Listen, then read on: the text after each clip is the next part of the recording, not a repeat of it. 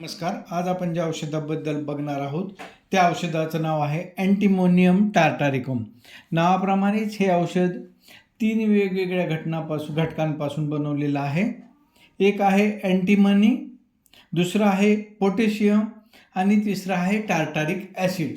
तर antimony, potassium आणि tartaric acid ह्या तिन्हीचं कॉम्बिनेशन होऊन अँटीमोनियम टार्टारिकम हे औषध तयार झालेलं आहे आणि हे मिनरल किंगडमचं औषध आहे. ह्याच्याआधी आपण अँटीम फ्रूटबद्दल बघितलं. आज आपण अँटीम टार्टारिकम ह्या औषधाबद्दल बघूया.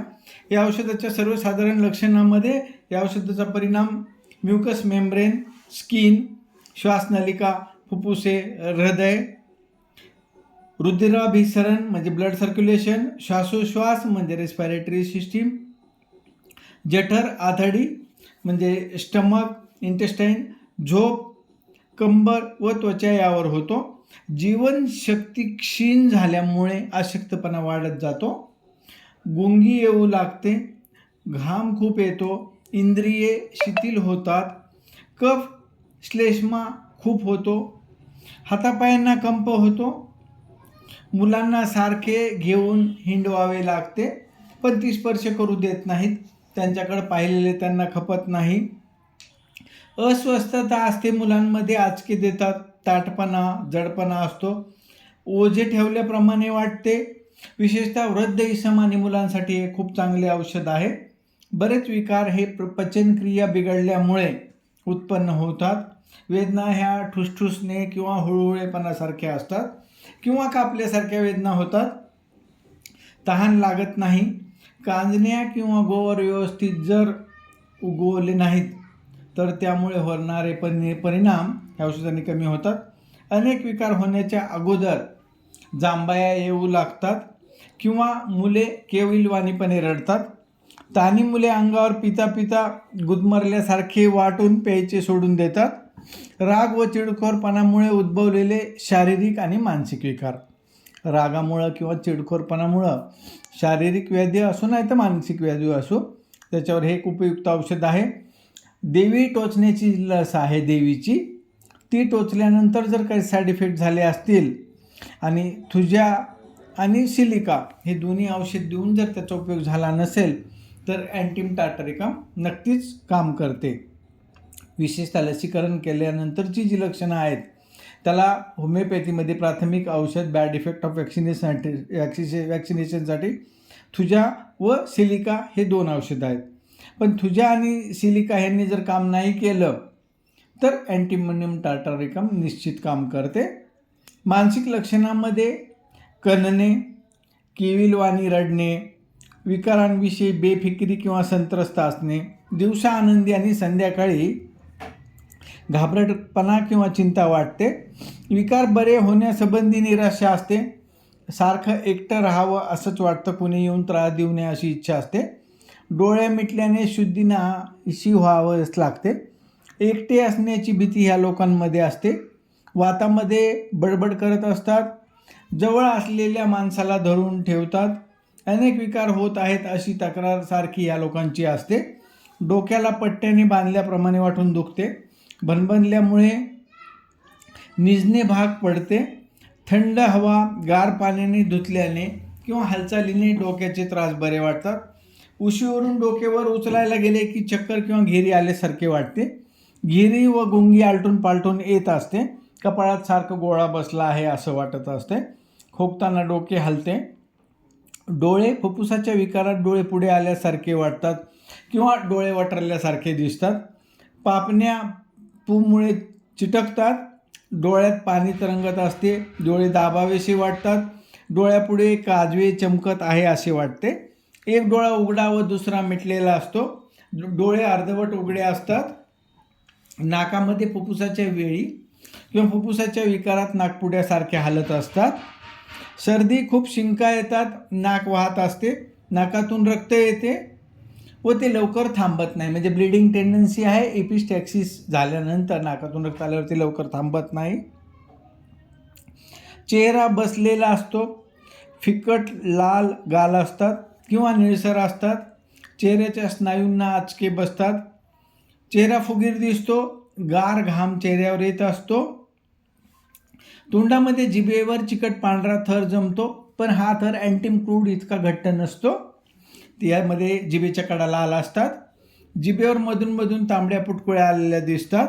जीभ लिबलिबीत झाल्यासारखी दिसते. कोरडी जीभ व लाल मध्यभागी अशा प्रकारची जीभ असते. पिंगट तांबड्या रेगा जिभेवर दिसतात. लाळ जास्त येत असते. घशामध्ये गिळताना त्रास होतो, दुखते. कफ साचल्यामुळे श्वास घेण्यास अडचण येते. उदर म्हणजे पोटामध्ये आतमध्ये दगड भरले आहेत असं सारखं वाटत असते. कापल्यासारख्या वेदना पोटात होतात व गुंगी येत असते. ह्या औषधामध्ये बरेच लक्षणामध्ये स्लिपीनेस किंवा गुंगी आल्यासारखे वाटणे एक महत्त्वाचं लक्षण आहे. वाफ धरून पोट फुगते. जलोदर म्हणजे असायटिस असतो. शौचास आमयुक्त होते किंवा गवतासारखे हिरवे होते. स्टूल जो आहे तो म्युकॉइड असतो किंवा ग्रास लाईक ग्रीन असतो. विस्फोटक ज्वरात दुर्गंधी होते व पाण्यासारखे जुलाब होतात. गुदद्वाराच्या ठिकाणी आग होते. शौचास होत असताना पाल्पिटेशन असते. जठर म्हणजे स्टमकमध्ये आंबट पदार्थ विशेषतः सफरचंद ह्या लोकांना खूप खावी अशी वाटतात, पण आंबट खाल्लेलं सोसत नाही. थोडे थोडे पण गार पाणी वारंवार प्यावे वाटते. आणि ढेकरा ज्या आहेत त्या कुजलेल्या अंड्यासारख्या ढेकरा येतात. मळमळ होत असते. मळमळ होत असताना थकवा आलेला असतो आणि गार घाम येत असतो. सर्व गोष्टींची किळस येते आणि चिंता वाटत असते. उलटी जी आहे, ओकार, ही तोंडातून काहीतरी बाहेर फेकले अशा प्रकारची प्रोजेक्टाईल वॉमिटिंग अशा प्रकारची उलटी असते. नंतर थकवा येतो आणि झोप लागते. दूध ह्या मुलांना मानवत नाही. ओकाऱ्या होत असताना इतक्या जोरात ओकाऱ्या होतात की हातपाय थरथर कापतात. जोरजोराने उमाशी येऊन कोरड्या ओकाऱ्या तरी होतात आणि पोटात गळून जाते. ओकारीमध्ये सुद्धा हिरवे पाणी पडते. फेस किंवा रक्तमिश्रित पुष्कळ बुळबुळीत चिकट कफ उलटीमधून पडत असतो. अन्न खाण्याची कल्पनासुद्धा ह्या लोकांना सहन होत नाही. इतका तिटकारा अन्नाचा असतो. थोडं खाल्लं तरी जीव जाईल असं वाटत असतं. फक्त उजव्या कुशीवर जर झोपले हे व्यक्ती तर त्यांची मळमळ आणि उलटी थांबते. मूत्रेंद्रियामध्ये लघवी होताना व त्यानंतर मूत्रमार्गात खूप आग होत असते. लघवी झाल्यानंतर रक्ताचे थेंब पडतात व मूत्राशयात कापल्याप्रमाणे वेदना होतात. पुरुष जनेंद्रियामध्ये त्वचेवरचे अल्सर जर मलम लावून थांबवले असतील तर त्यानंतर होणारे दुष्परिणाम ह्या औषधामध्ये येतात. त्या ठिकाणी त्वचेवर चामखिळी येतात. स्त्रियांमध्ये पातळ रक्तासारखा व्हाईट डिस्चार्ज असतो आणि तो विशेषतः बसल्याने जास्त वाढतो, हालचाल केल्याने कमी होतो. बाळंतपणानंतर येणारे आचके ह्यासाठी एक खूप चांगलं औषध आहे. श्वसनेंद्रियामध्ये श्वासोश्वास अनियमित असतो. गुदमरल्यामुळे श्वास जलद चालतो. कफाने पूर्ण छाती भरली आहे. कफ लवकर बाहेर पडत नाही. खोकताना छातीतून कफाचा आवाज क्लिअर स्पष्ट ऐकू येतो. श्वास घेत असताना पोट उडत असते. आपण म्हणतो ना पोटातलं आलं पोटातलं आलं, तशा प्रकारचे लक्षणे ह्यामध्ये आहेत. न्यूमोनिया असेल, ब्रांकोन्यूमोनिया असेल, दमा असेल, खोकला असेल, काहीही श्वासनलिकेचा आजार असेल तर पूर्ण सिस्टीममध्ये इतका कफ असतो की बाजूला बसलेल्या माणसाला सुद्धा तो घरघर आवाज ऐकू येतो. जेव्हा श्वास घ्यायचा असतो तेव्हा ताट बसलं तरच श्वास घेता येतो. ढेकर आल्याने किंवा उजव्या कुशीवर निजल्याने किंवा कफ बाहेर पडल्याने बरे वाटते. तान्ह्या मुलांना पिता पिता अचानक श्वास गुदमरतो आणि ते प्यायचं सोडून देते. मुले खांद्यावर ठेवून जर हिंडवलं मुलांना तर बरं वाटतं. वृद्ध इस्मांमधल्या दम्यात ह्या औषधाचा जर उपयोग नाही झाला तर ह्या औषधानंतर कॉम्प्लिमेंटरी औषध 12% कार्ब हे आहे. फुफ्फुसे पाण्याने भरलेली असतात म्हणजे हायड्रोथोरॅक्स असतो. त्याची श्वसनक्रिया नष्ट होते. खोकून खोकून श्वासनलिका रुंद होते. नुकत्याच उपजलेल्या मुलांना जर श्वास येत नसेल, त्यांच्या श्वसनेंद्रियामध्ये जर कफ साचलेला असेल तर त्यासाठी हे औषध खूप उपयोगी आहे. खोकला व जांभया आलटून पालटून येतात. श्वासनलिकेत काहीतरी अडकले आहे असं वाटत असते. कफ चिकट व दाट असतो त्यामुळे लवकर बाहेर पडत नाही. तर या औषधाने तो कफ पातळ होऊन बाहेर पडण्यास मदत होते. हृदयाभोवती चिंता वाटून ओकारी येते. कफ व पित्त पडत असते. धडधड होतानाच अंग तापते व चैन पडत नाही.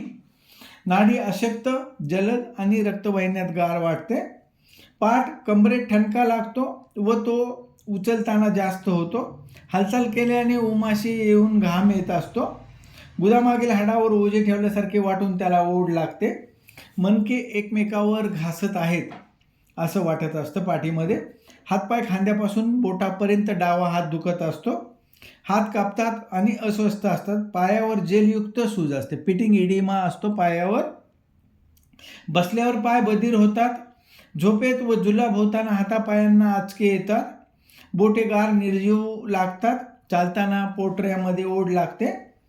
अनेक विकारात झोप ही एक प्रमुख लक्षण आहे. सारखं गुंगी येत असते. झोप खूप गाढ लागते पण झोपेत कंप सुटतो. झोप लागल्यानंतर विजेचे धक्के बसल्यासारखे वाटून जाग येते.